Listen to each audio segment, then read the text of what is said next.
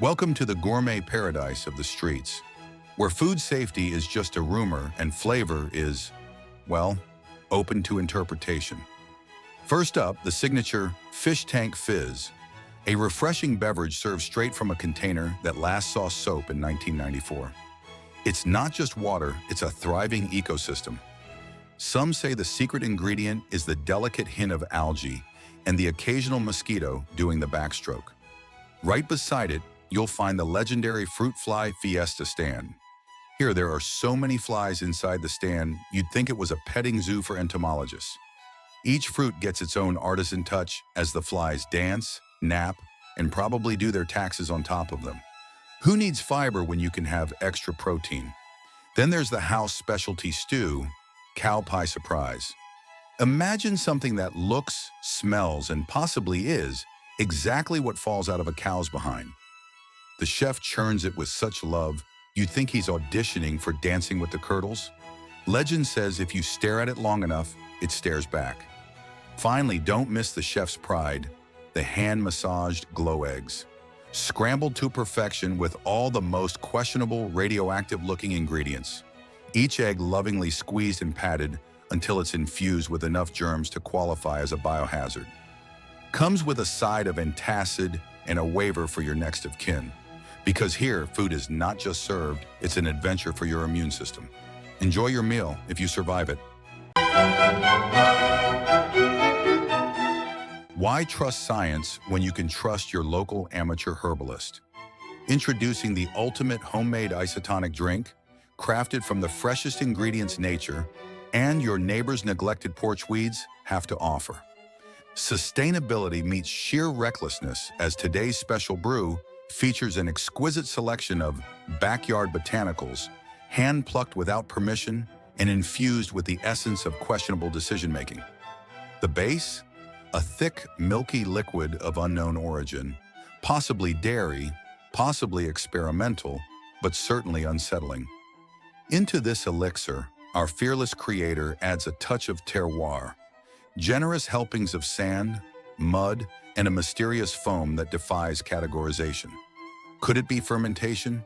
Could it be nature's warning? We may never know.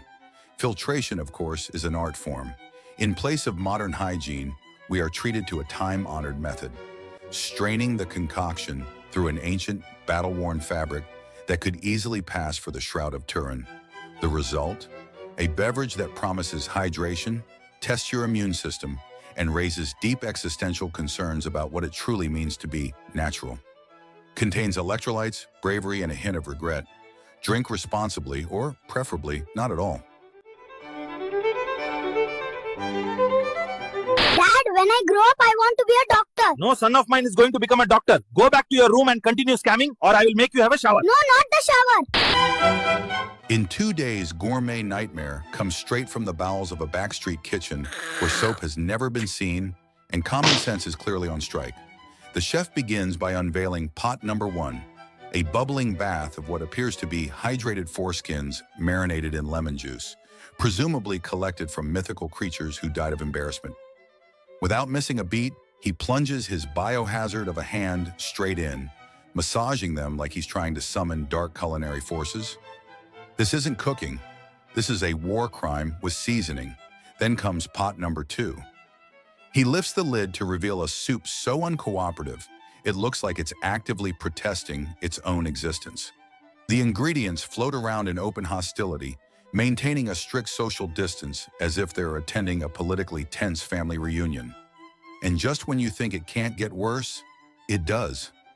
He shows us pot number 3, which is tragically just more of pot 2, but now with the added misery of a few unfortunate chickpeas that clearly fell in by accident. Their faces, if they had any, would be screaming for help. It's less a dish, more a hostage situation. If flavor had dignity, it left the scene hours ago. Congratulations, chef. You've managed to cook 3 dishes that look like they were banned in several countries for emotional distress. For your crimes against hygiene, you are sentenced to a full 5-minute shower. No, not the full 5 minutes. Ladies and gentlemen, welcome to another chapter of How Is This Legal? Today we travel deep into the chaotic heart of Indian street food, where gloves are an urban legend and personal space is something you donate to your ingredients. Our star chef, a man so confident in his immune system he might as well be made of penicillin, prepares a dessert using the ancient and totally hygienic method known as elbow mixing. That's right, no spoon, no ladle, just full-on arm immersion into what can only be described as a primordial goo of industrial-grade flour and heat stroke. He begins by dumping in 47 ounces of flour, which the yellow radioactive mix devours instantly, like it's not batter but a sentient being absorbing nutrients before launching its final attack. Honestly, if he threw a small car in there, I wouldn't be surprised to see it dissolve too. This stuff obeys no laws of chemistry, physics, or common decency. With all the grace of a man mixing concrete in a thunderstorm, he plunges his elbow deep into the churning abyss, churning it like he's trying to summon a demon, or maybe suppress one already living in the bowl. But the show doesn't stop there. No, after the potion has stopped bubbling like nuclear waste, our culinary daredevil begins shaping it into hefty little rolls, dense enough to stop a bullet and suspiciously resilient. And what goes inside these edible landmines, you ask? Oh, only the finest fillings. Metal shards that may or may not be recycled hinges from his neighbor the blacksmith, and what looks like torn rags that have survived decades of attempted cleanings, probably passed down from generation to generation as cursed heirlooms. He rolls it all up with care, like a man packaging secrets, and slaps it on a tray as if daring anyone, to eat it. And the wildest part? Someone does. Someone actually eats it. If you ever find yourself wandering the labyrinthine alleys of our city's night markets, beware the Durayaki mussel cauldron, a dish so visionary, so utterly deranged that it redefines the boundaries of human digestion. At its helm stands a culinary anarchist, a street vendor whose commitment to innovation is rivaled only by his apparent disregard for food safety laws. His magnum opus?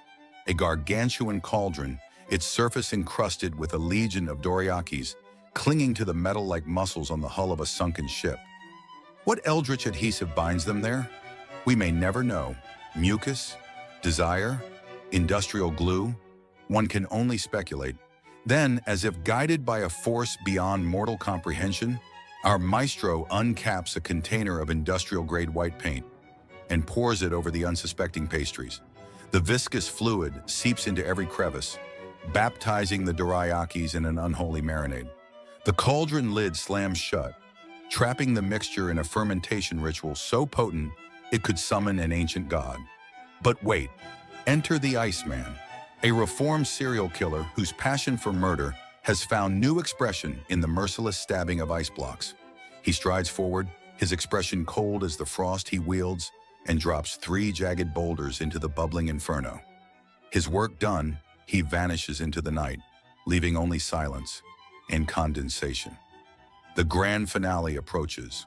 Our chef, now more mad scientist than baker, unveils the final creation.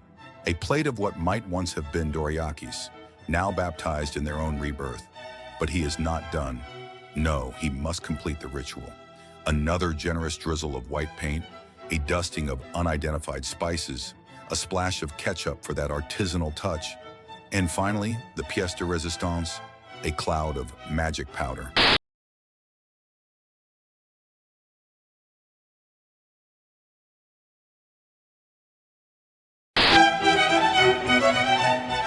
Welcome thrill seekers and reckless beverage enthusiasts. Forget boring clean drinks.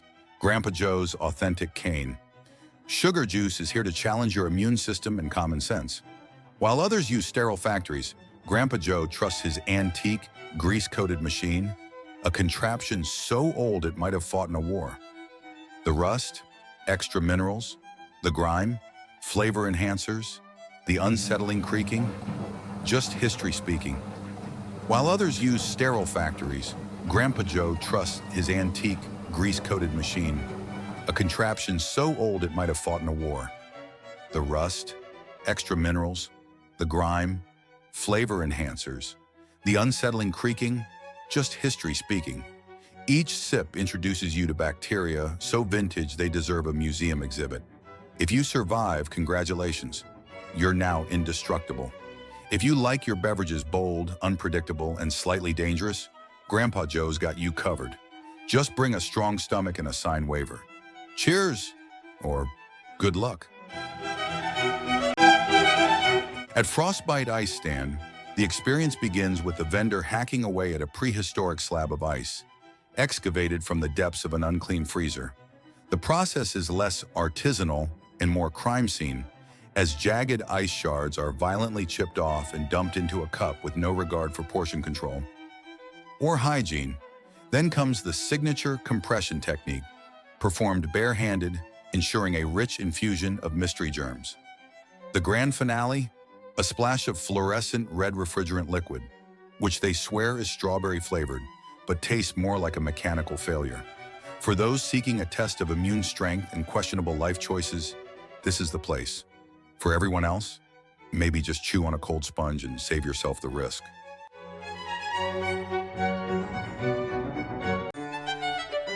These are our exquisite churros, lovingly prepared in the finest cemetery sand. Piping hot churros cooked to perfection in the very sand that cradles your ancestors. Sourced from only the most distinguished burial grounds, this ancestral sand infuses each churro with a taste of tradition, a flavor older than time itself. For those looking to add a personal touch, you can substitute with ashes from any dearly departed relative. Grandma's warmth will live on in every bite. With a unique texture reminiscent of ancient relics, this delicacy offers a culinary experience like no other. It's gritty, it's bold, it's unforgettable. Only for the most refined palates, these churros are a true gastronomic voyage into the afterlife.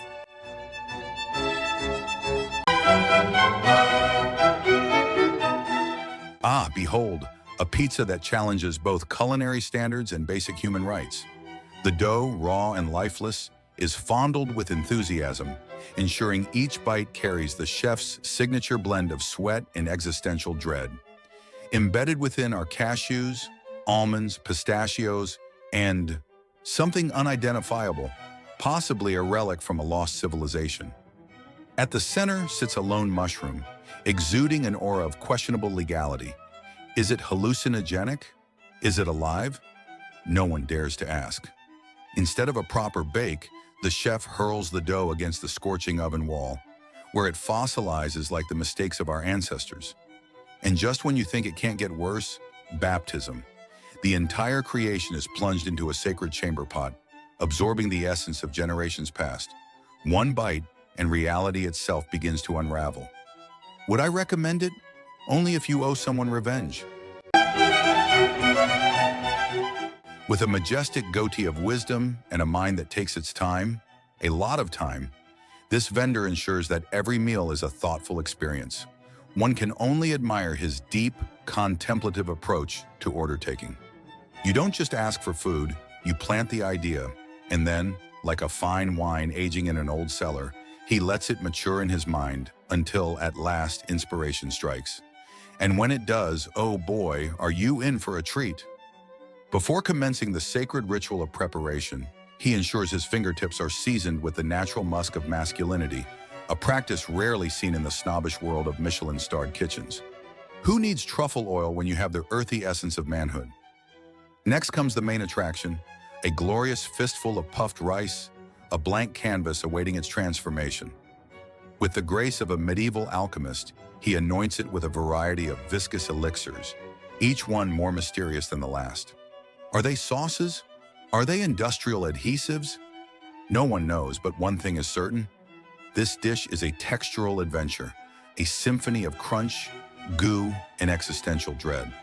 For those seeking an unforgettable dining experience, one that will haunt both your palate and your nightmares, this street-side masterpiece is a must-try. Just be sure to clear your schedule. Greatness, after all, cannot be rushed. Pick your bags and maybe some hydroalcoholic gel. Today's journey begins aboard a distinguished airline, where the interior design features a sophisticated palette of yellowed plastic, aged gracefully by years of mystery moisture and questionable cleaning routines. The tray table folds down with theatrical suspense, revealing a curated selection of crusted substances, some sticky, some flaky, all unidentifiable. A true sensory experience. Upon arrival, the journey continues through a transportation hub that functions simultaneously as a train station, open-air shelter, and unofficial petting zoo. The air carries a bold bouquet of fermentation with base notes of damp fur and decay. Goats, dogs, and possibly other mammals roam freely, weaving between sleeping passengers and modest piles of excrement arranged like abstract sculptures. A change of scenery leads to a local fairground, where thrill rides operate on a unique system. One man, one barefoot, and one unstable accelerator pedal. The pirate ship swings with unpredictable fervor, accelerating to speeds that suggest either divine intervention or complete mechanical disinterest. Onlookers watch as the ride veers dangerously close to airborne, a reminder of past incidents involving rivers, headlines, and silent prayers. The final stop, an aquarium experience designed to inspire and haunt in equal measure. A mermaid figure descends into the tank, equipped with goggles, determination, and a lack of formal choreography. The children observing the performance respond with the kind of terror usually reserved for tax audits or surprise math exams, scattering from the glass with impressive agility. The mermaid waves. The children do not. End of tour, no refunds. The art of omelet making has reached a new pinnacle, or perhaps a new low, with this buttery spectacle. Who needs eggs when you've got an entire pound of butter? That's 2 whole sticks plus some, for the uninitiated, stealing the spotlight. This isn't just cooking, it's a love letter to the dairy aisle. The pan doesn't simply sizzle, it transforms into a molten lake of fat, shimmering with enough grease to lube a small car. The eggs, cracked in almost as an afterthought, struggle to find their place amidst the chaos, floating aimlessly like survivors of a buttery shipwreck. By the time this omelet hits the plate, it's less a meal and more a full-scale assault on moderation. One bite, and you're swept into a tidal wave of richness so intense it feels like your taste buds are being personally coated in a layer of butter. The ratio? Eggs, 10%. Butter, 90%. It's not so much an omelet as it is a dare, a culinary double dog dare to see how much dairy your body can physically endure. In the end, it's not just food, it's a commitment to flavor, indulgence, and probably a cardiologist appointment. A buttery triumph for the brave of stomach and the bold of heart, literally.